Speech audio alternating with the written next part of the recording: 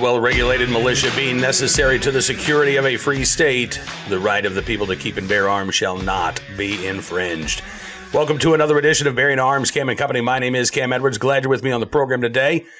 You know, we've been talking in recent weeks about this, it started with this USA Today story by Nick Pinzenstadler about the ATF's Demand 2 program, right? This is a program, basically, if you are an FFL and you sell more than, I think it's 25 firearms in a 2-year period that end up being traced for whatever reason, you are put on this Demand 2 list. It is not a sign that you are doing anything wrong. It is not a sign that you are trafficking in firearms, but that's certainly what USA Today wants folks to believe, right? That, all these gun stores on this list, and there are about 1,800 of them around the country, must be doing something wrong to be put on this list to begin with, right? And they filed a Freedom of Information Act request. We're able to get the names of these stores on this list and simply published the names of these stores. Part of the USA Today network, local papers around the country then pick this up and look at the gun stores in your area responsible for crime guns. This is such an unbelievable smear. And it is weaponized ignorance, right? The only way this smear works is if people don't know what the Demand 2 list is all about, how you get on it, how you get off it. And so we're going to delve into these details with Eric Delbert from L.E.P.D, Firearms Range and Training in Columbus, Ohio. They are on this Demand 2 list. Eric is also a law enforcement officer, so I doubt that he is willingly and willfully trying to arm criminals. So Eric agreed to join us today, sit down with us, talk about what this list is, and his thoughts on the public release of this list after years of this information not being privy to the public because, of exactly smears like what we have seen, and the danger and damage that can be done by weaponizing the Demand 2 list. Take a look and a listen. Eric, thanks so much for coming on the program today. It's really good to see you, sir. Always good to see you. Always good to be here. And listen, I really appreciate you speaking out about this because, I honestly believe that one of the reasons why we saw this big USA Today story and then all of their, local affiliates running the where are the crime guns coming from stories was to try to name and shame FFLs, right? That if you're on this Demand 2 list, my God, you must be doing something wrong, even though the ATF says, no, that's not the case. I think that's clearly the intent behind these series of stories here. So I appreciate you coming on to talk about what this Demand 2 program actually is, what it means, and what you and your staff at L.E.P.D are doing to stop gun trafficking, to stop straw purchasers, because this is something that I think is completely left out of the equation here. I in our introduction today, I described this story as relying on weaponized ignorance, right? The only way this smear works is if people don't understand what the Demand 2 program is about, how you get on it, how you get off it, what it means. And I think the gun control lobby, I think the anti-gunners in the Biden administration, they depend on the ignorance of Americans to advance their agenda. So I really do appreciate you coming on here to shed some light. Absolutely. And that's something we're not afraid to do. We've never been afraid to call it like it is. We don't think that the firearms industry is perfect, but we always wanted to be a part of the solution. And as soon as this story came out, and you're exactly right, I felt like it was a hit piece. And, there we are, a store owned and operated by law enforcement. I'm still active law enforcement. And now we're listed in USA Today as one of the top stores in the country selling crime guns. And it's already started. I fielded a call yesterday from the Columbus Dispatch. Tell us why you're selling so many guns to criminals. And I think she was surprised because I don't think anyone else was going to talk to her. And I said, I will absolutely talk to you. Let me tell you the behind the scenes. And it's the same with the USA Today story. As soon as that story came out, I called and spoke to Nick, the gentleman who wrote it. Yeah. Got right through to him. And we had a great conversation. And he, contrary to what my initial thought was, he wasn't necessarily an anti-gun person. We had a great conversation. I enlightened him with some stuff, and we have since had multiple conversations for some future stories. So I think I did what I wanted to do and to give I think all too often on our side, a lot of us in the trenches here at the stores aren't willing to talk and explain to someone who isn't as educated on firearms. And we have always said, hey, look, we will have that discussion. We're going to admit if there's something that we did wrong or something we could do better, but we always want to have that discussion. Let's start first with that term, crime gun. In order to be put on the demand to list, you have to have sold, I believe it's 25 firearms that end up being traced or the result or the subject of a trace within a 12 or 24 month period, right? Is that the gist of it? Right. So it's 25 or more guns that are crime guns, their definition or their language. And it is with an average time to crime. So for those who don't know that term, it is from when it is sold legally to when it ends up in police possession of 3 years or less. Okay. Now, when you say time to crime and that phrase crime gun, I'm looking here at the ATF trace data for Ohio for 2021, the trace data that was publicly released. And they have categories of reported firearm traces. So the top category for a gun that was traced with an Ohio recovery in 2021 was firearm under investigation. The next was generic weapon offense. The third most common reason to trace a firearm, possession of firearm. The fourth most common reason, found firearm. The fifth most common reason, carrying concealed weapon. Now, obviously, not all of those things are crimes, right? So if a gun is traced because somebody's carrying a firearm, and maybe they don't have a concealed carry license, but this is a mere possessory offense, is that considered a crime gun once that gun has been traced? Cam, it's exactly the question we asked. So when we got put on this program last year, I said, there's no way. We, of course, get traces in the normal course of business. And I said, there is no way we had, I think their allegation was 30 firearms that ended up in crimes, a crime gun in 2022. And I said, with all due respect, guys, there is no way that we have had that many firearms ending up in crimes. And so I kept pushing. And at some point, ATF, I think the director, one of the managers of the Demand 2 program, wrote me back with a definition.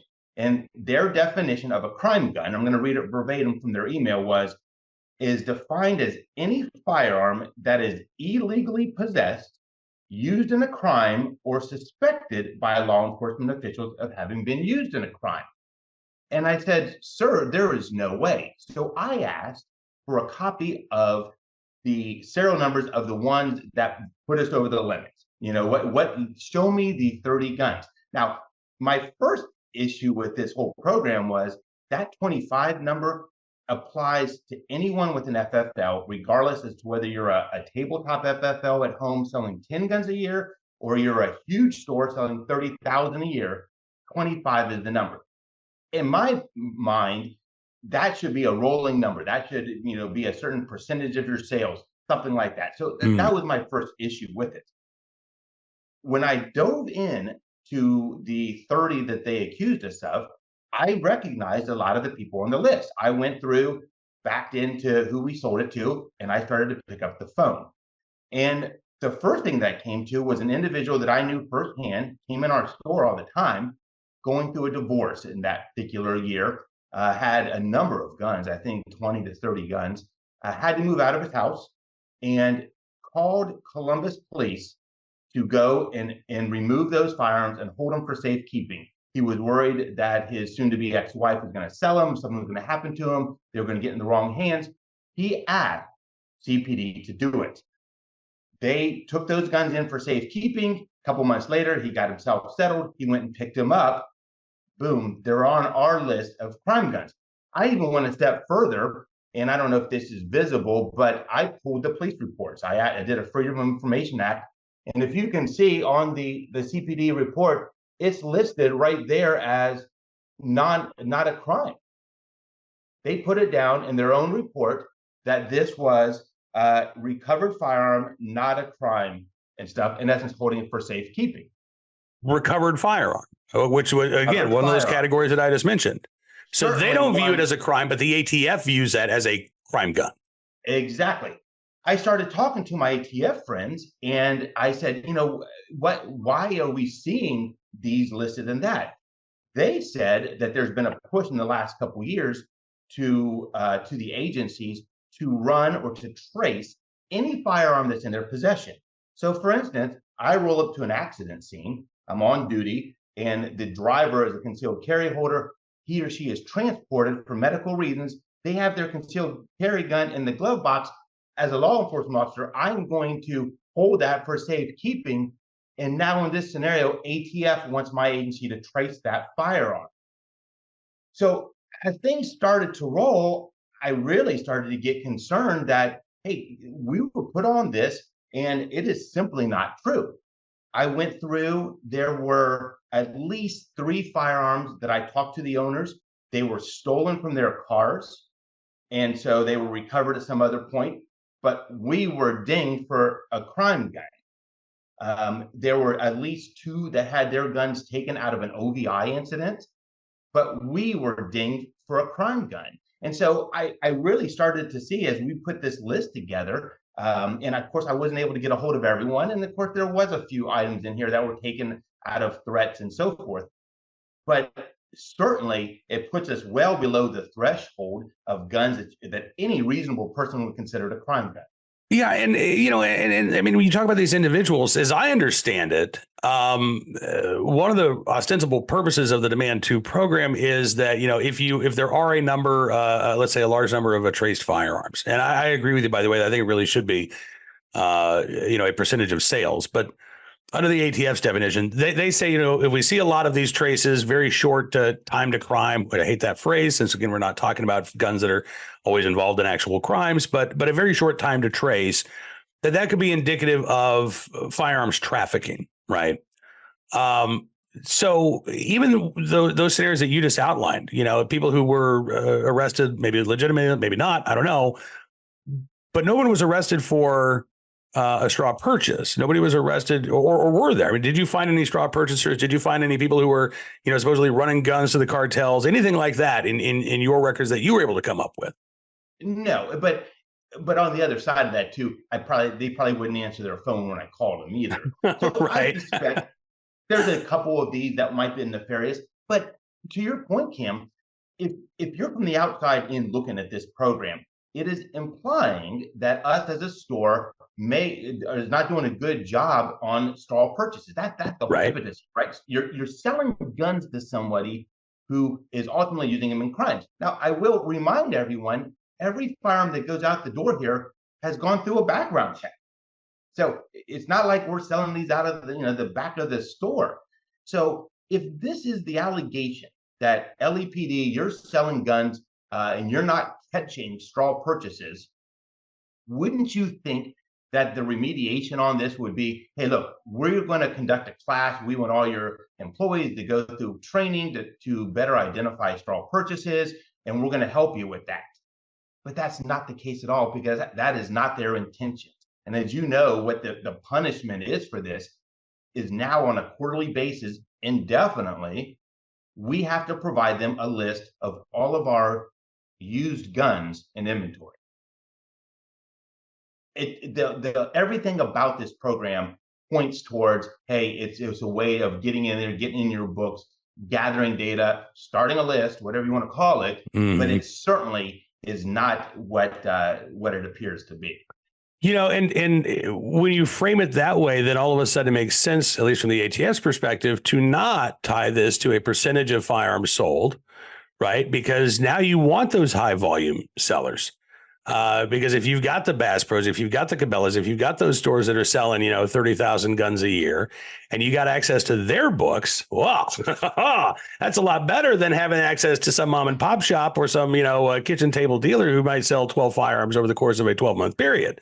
If you are, again, if that's the nefarious purpose behind this, then yeah, you would absolutely want to structure it this way.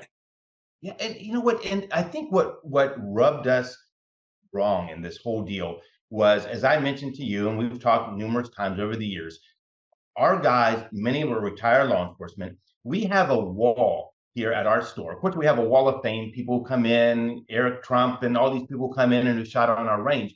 but we also have what we call the wall of shame. And it's everyone that we've been a part of an arrest of a very bad person. The highlight being a terrorist that we alerted the FBI to, and they had no idea that person was here training other terrorists to carry out an act.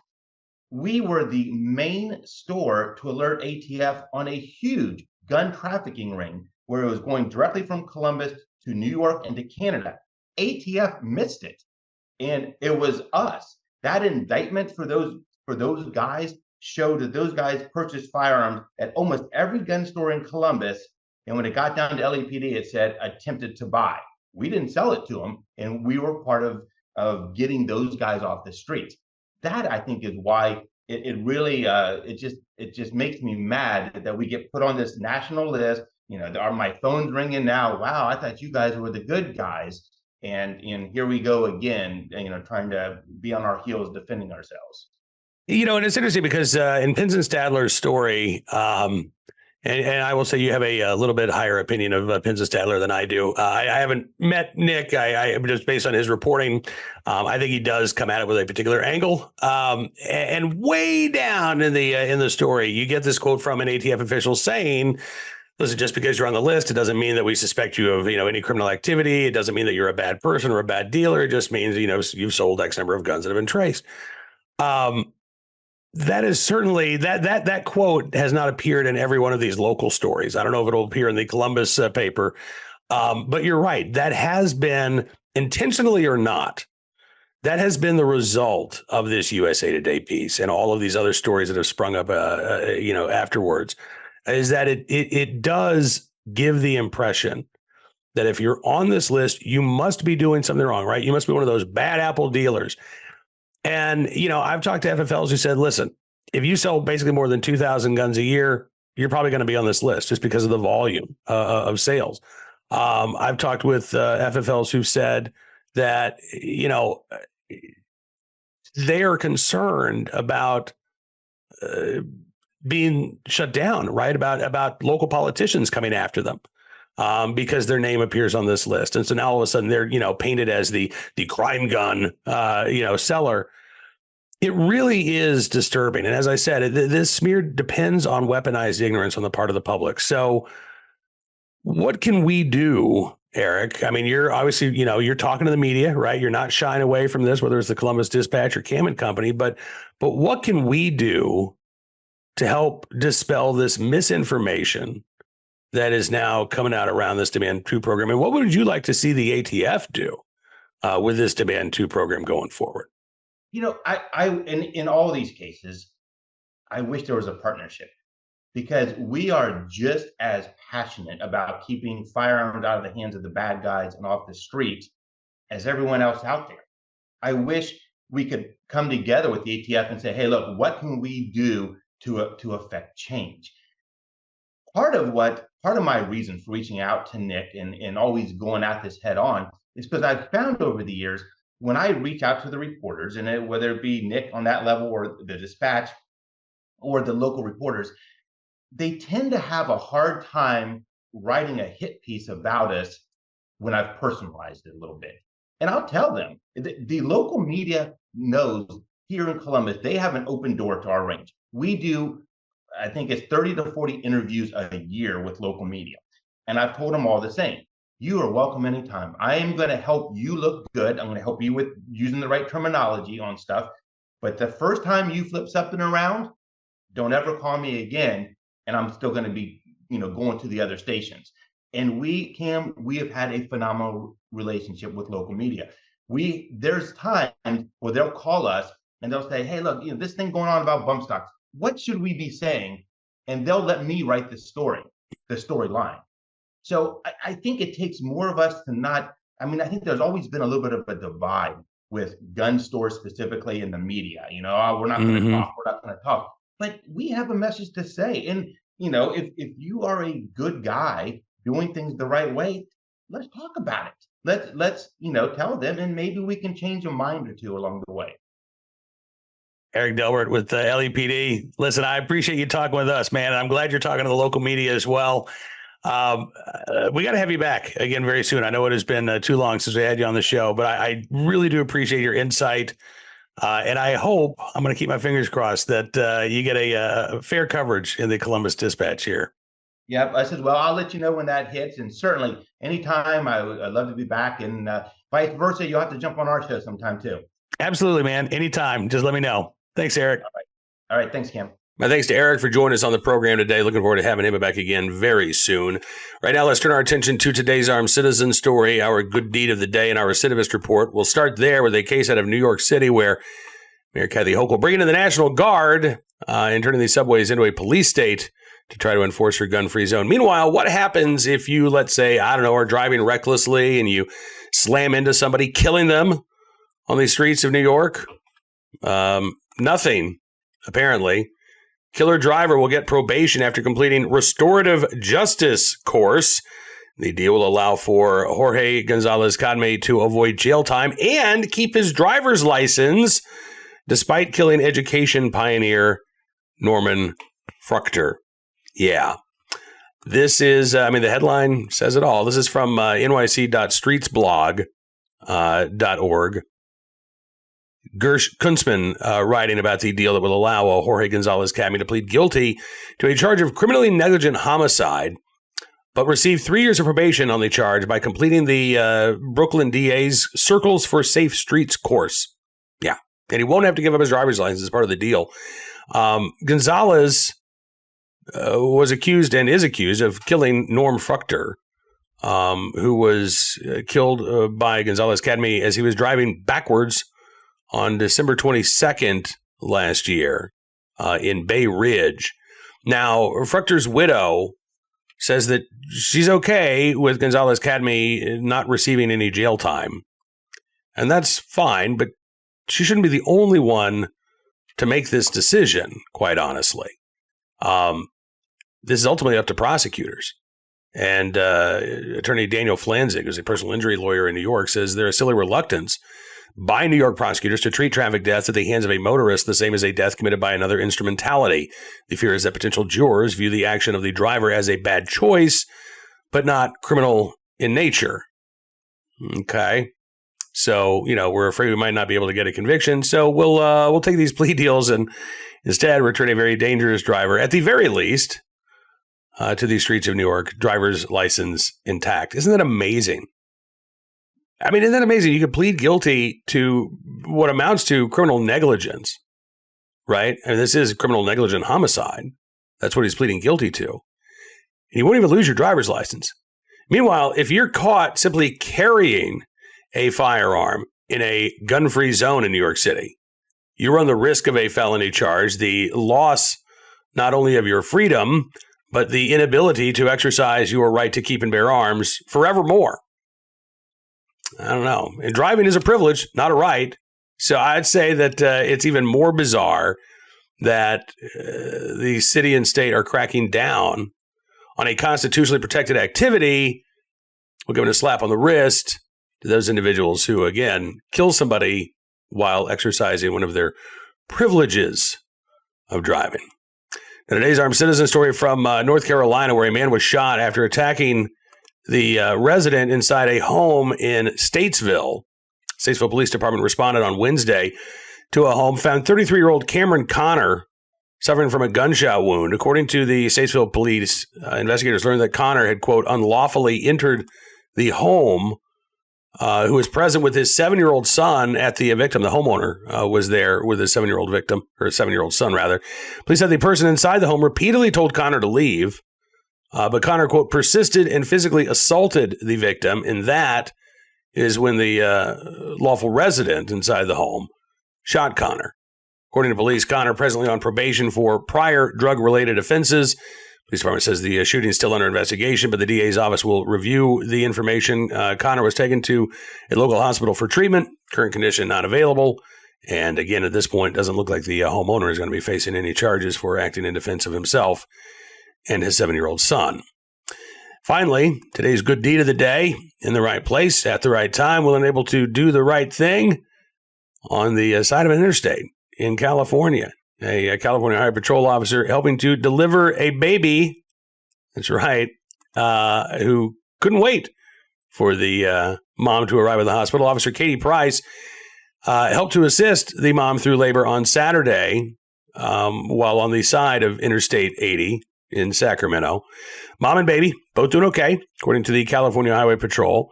They showed a picture of a Price in the hospital with mom and newborn. Price has been on the job for about 20 years or so.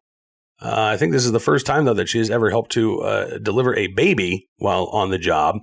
CHP calling this an act of heroism on the highway. I'm just glad that mom, baby, and the state trooper made it through that okay, because, birth in a hospital can be a harrowing experience. Birth on the side of a road, yeah, that's even scarier. So glad that everybody made it out okay. And, at least one person made it out okay, quite literally. But everybody is doing just fine.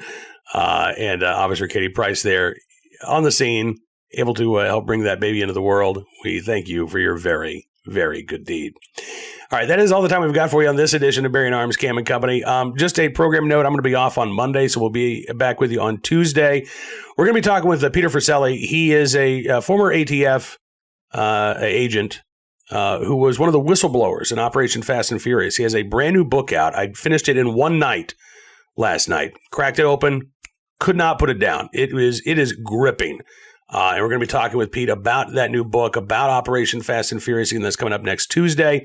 And I'm looking forward to seeing you then. But don't forget to check out BearingArms.com. Between now and then, we are keeping you up to date on all of the latest Second Amendment news and information from all across the nation. And if you like what you see, I'd encourage you to become a VIP or VIP Gold member as well. You'll get exclusive content, commentary, analysis, opinions you won't find anywhere else.